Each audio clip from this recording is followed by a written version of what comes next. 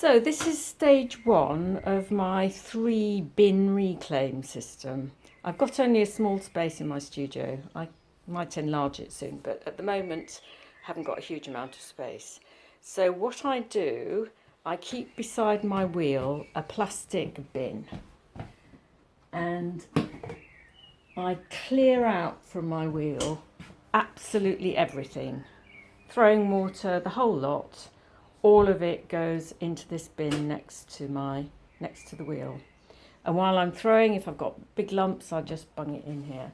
So we've now got about not quite half a bin of clay, and there's some loose water on the top. And I'm going to sponge off the free water. Because I've moved the bin, it's a little bit cloudy, but normally it's completely clear.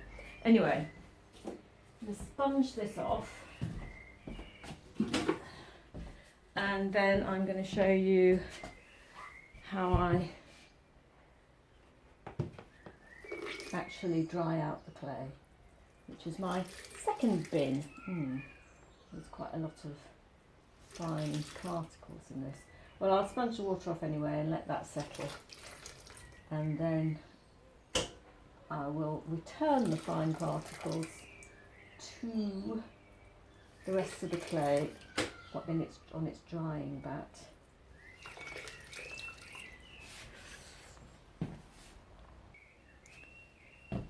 So this is stage 2 of my 3-bin solution for reclaim.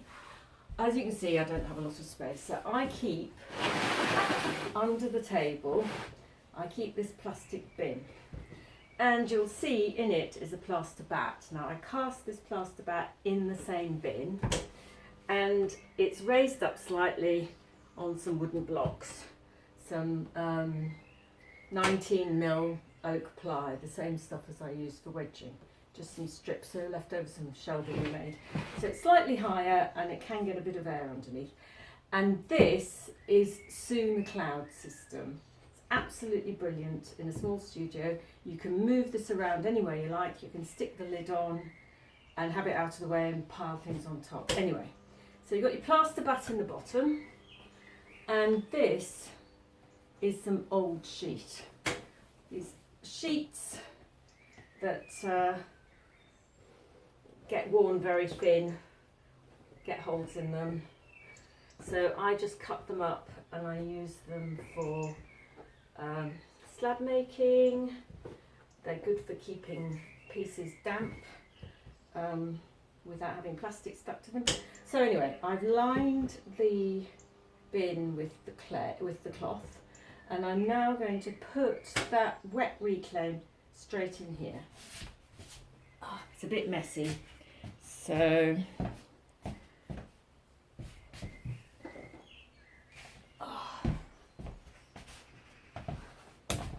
So basically you can just pour, it doesn't really matter how much water you've got in. I like to take out as much water as I think is sensible. And you can just pour the whole lot in. I'm going to mix it up a little bit and squidge out some of the lumps. I know Sue McLeod liquidizes hers, porcelain, but I have found, especially with stoneware, I have done it with my porcelain, but with the stoneware I don't really bother, because by the time you've dried it out and wedged it all up, it's absolutely fine for throwing. So let's just pour this in here. Lovely mess. Oh, try not to splash it all over the floor. And I'm going to need to use a rubber kidney to get the rest out. Okay. Oh.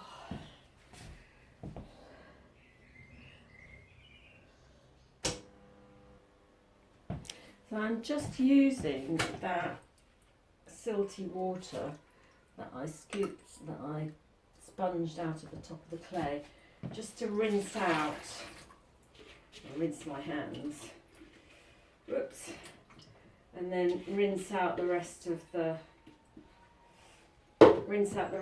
plastic box, so you don't lose any of the fine clay particles. and that's really quite important to make sure that your clay doesn't get short during the reclaim process. You might find if you reclaim your clay over and over again that you have to add something like a bit of bentonite or some fresh clay just to add back the plasticity that you're losing in the very fine particles that inevitably some of them get washed away. Anyway, I'm just going to put that back, put that all back in the jug and leave that to settle, and I will then get rid of as much excess water as I can, and I will add that back into the this reclaim in a minute. Well, later anyway.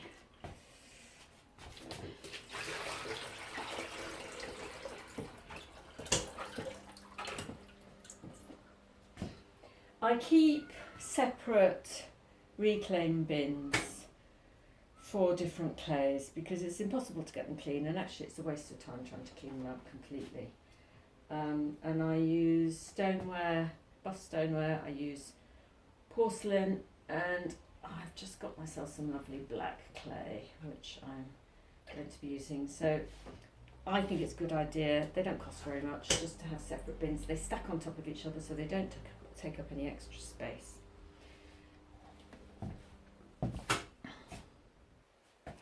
So now we've got this nice tidy slurry. Just going to move it around a bit to even it out in the bin, so it's not all lumps in one place. It makes this is made of relatively thin layer, which means it'll dry out quite quickly. I prefer to do my reclaim as I go along. I know a lot of people tend to leave it, but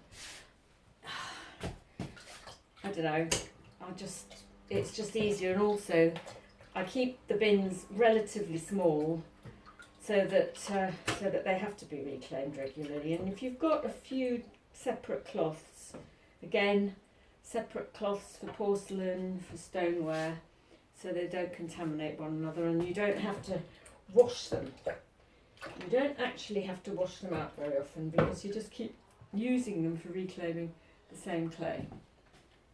So we'll see what I do with that water. I've got some dried turnings that I'm actually going to use to do some tests with colouring clay with oxides.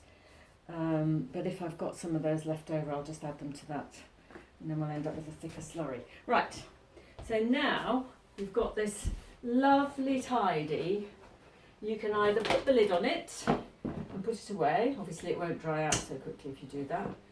Or you can leave it open, and then when it's ready, when it's half ready, what I tend to do is I fold over the cloths over the top, and so then it's nice contained parcel with no sloppy bits, no bits falling off, and I turn it over and allow the top part of it to dry out on the plaster bat a bit. And then when the consistency seems about right, I lift out this nice simple parcel and I wedge it, which is the next stage. I'm just going to put the lid on this, stop the bits falling in it, and put it away.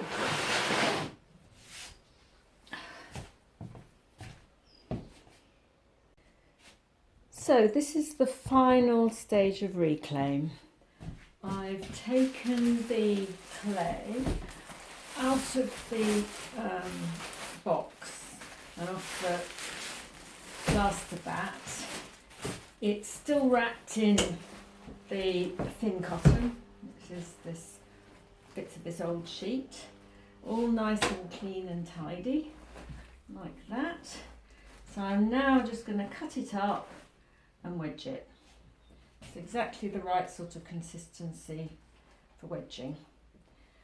And I usually use for this oak ply board, which is really good at absorbing any excess moisture.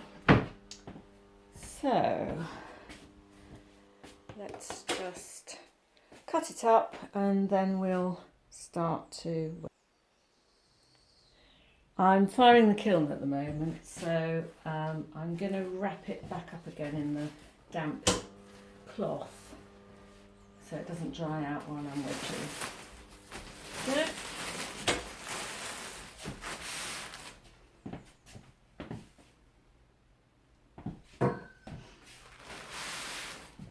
this table's pretty rubbish for wedging on. I've got the legs to rebuild it, but it'll do for the moment. So I prefer to do spiral wedging, and usually when it's coming out of that state I do a good 200. I don't tend to take a very big piece of clay because I find it quite, it's just easier to wedge this sort of size for me. And one of the things that people make a mistake of doing when they're doing a spiral, any kind of wedging, is that they use their arms instead of their body. And actually what you need to do is just, obviously you do use your arms a bit, but the actual weight and pressure comes from moving your body backwards and forwards.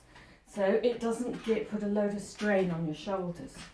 If you try and do it by keeping your body still like that, first of all, it's actually more difficult to get a decent amount of pressure on it, and it really makes your shoulders hurt. So this way I can wedge an awful lot more clay than I could if I didn't use my whole body.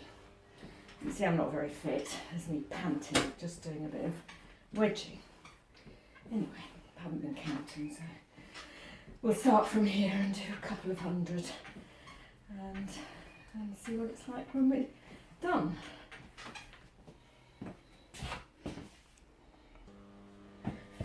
So, there's a nice piece of spirally wedged clay. I'm now just going to turn it into a roll so that I can cut it up into pieces the right size for throwing.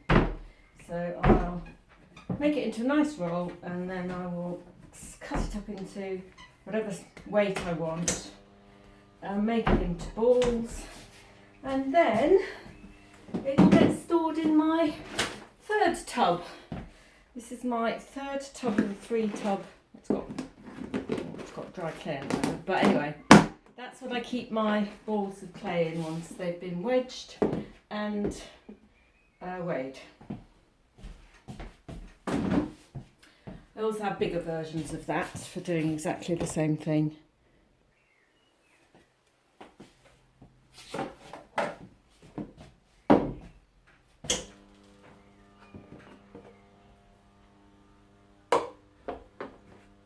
Generally cut the end off where it's been spiralled. I know some people are better at this than I am, but rather than risk having any air bubbles in the bottom when I'm throwing, I just cut that little slip off and it goes back into the next lot of wedging. Right, that is the final stage of the reclaim.